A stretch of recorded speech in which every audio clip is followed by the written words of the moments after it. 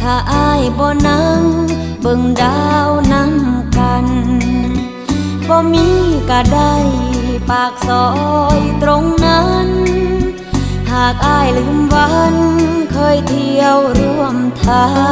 งมีไว้เฮ็ดหยังถนน